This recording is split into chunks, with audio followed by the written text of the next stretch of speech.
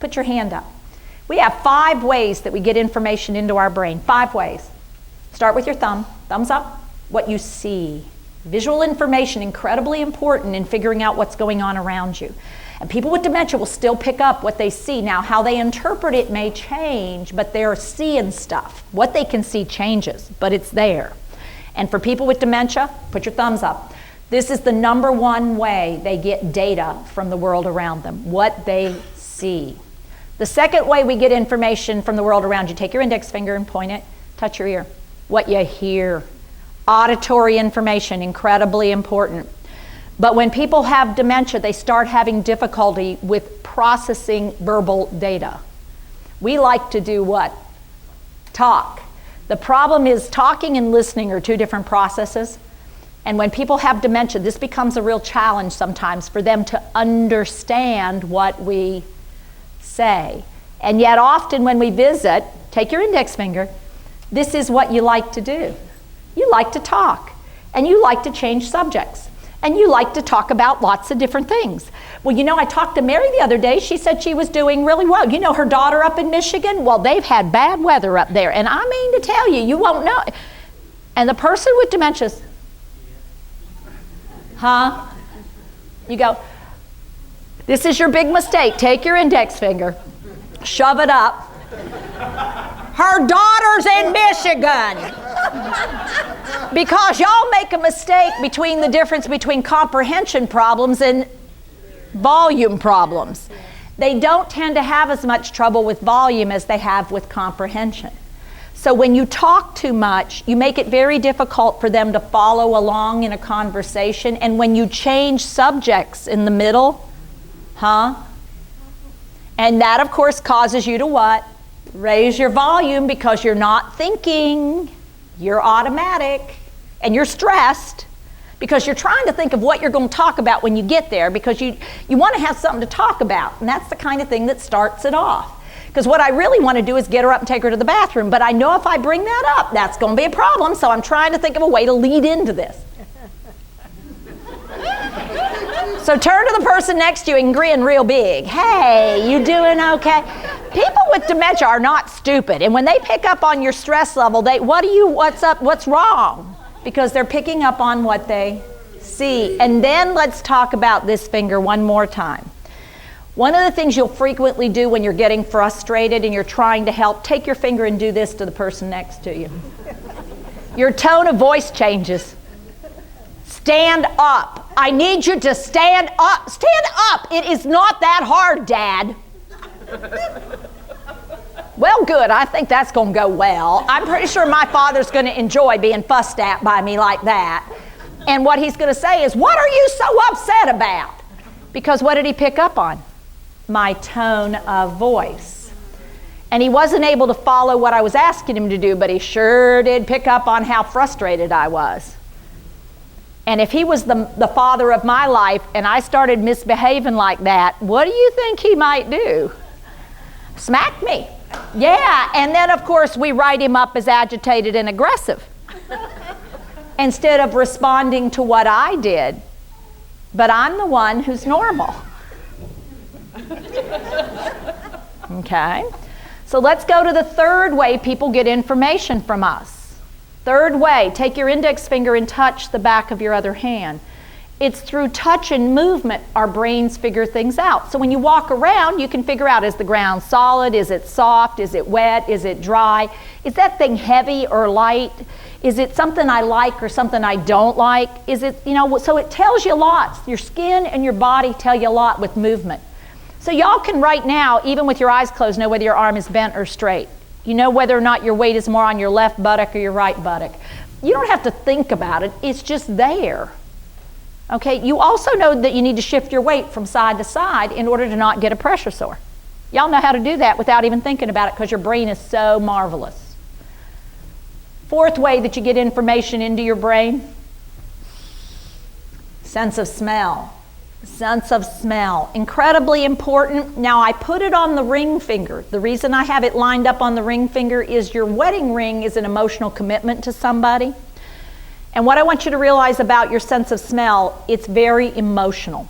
There's tight emotional connections between smells and feelings, old and new. And so when you smell something, it makes you feel a certain way. And so I can just say words and make you feel certain ways. So I can say fresh cut grass. I can say lavender. I can say fresh squeezed orange juice. I can say dog poop, vomit. You're having a reaction to those things, aren't you? Yeah, and that was just the words, not the smell. If you smell them, it's intense right away, to the good and to the bad. Now, I'm bringing this up because sense of smell changes.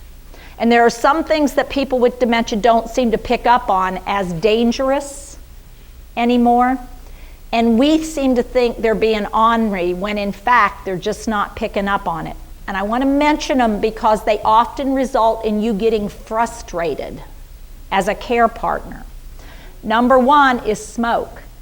They smell smoke and they don't view it as dangerous. It's just they're trying to hide the evidence because they think people will keep them from doing what they want to do.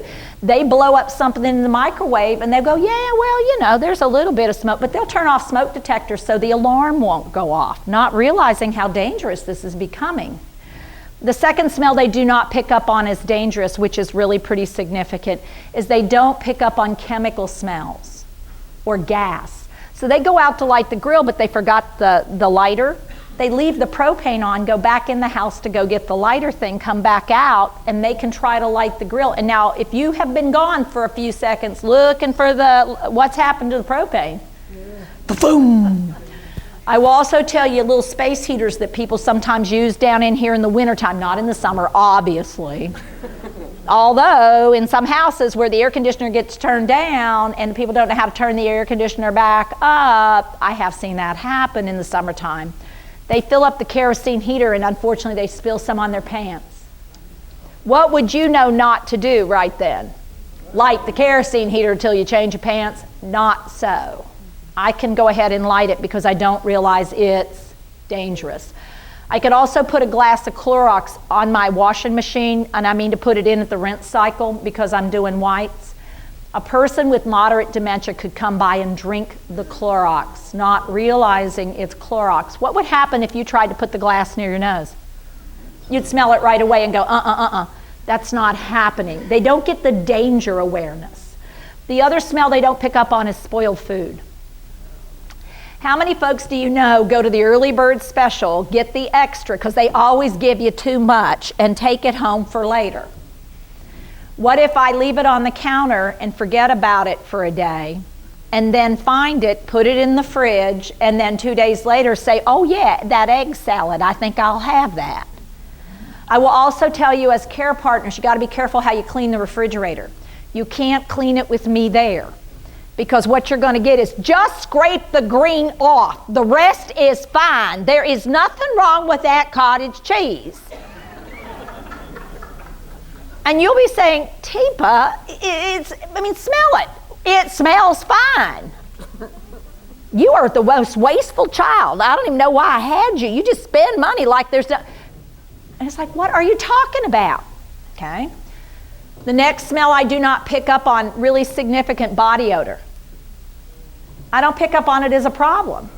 And what happens is I go take my clothes off at night, get in my PJs, get up the next morning, find clothes. They're in the dirty hamper, just put them back on. It's real convenient. They're right there. So I keep getting back in them, You come by and say, you smell bad. Well, that was a really effective verbal cue because I can tell you right now what's going to be the answer to that thing. I smell fine. What are you talking about?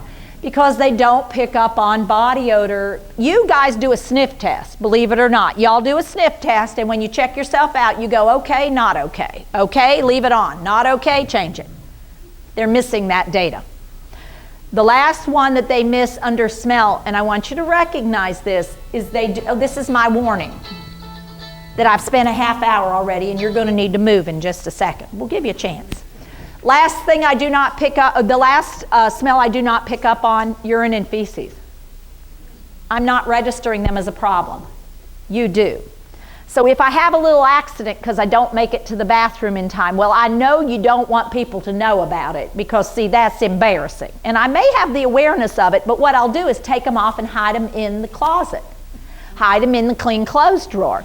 Because if I put them in the dirty clothes, what would everybody know? I'd wet myself. So I hide them. Well, 2 days later, I'm looking for something to wear. And I run across some clothing in their drawer in there. Well, isn't that good? And I'll put them on. They're a little stiff. But it doesn't bother me all that much. And I get going in them, and then I get out in this weather, and I'm out for about 5 minutes. And what is somebody going to do who comes up on me? Stand up just a second. My Lord, are you wet? I mean, and this is where, what are you thinking? Well, what happened is your brain short-circuited and you automatically did what you would have done with a 2-year-old. Here's a heads up, she's not. And that is going to get you in big trouble because touching like that, oh, they don't like that. Because when the sense of touch doesn't match my expectations, this is how it feels to me. And so it came out of nowhere. And what will I likely do? Smack you. And so all of a sudden you're going, she just hit me. I was trying to help her. Well, it didn't feel that way. Okay?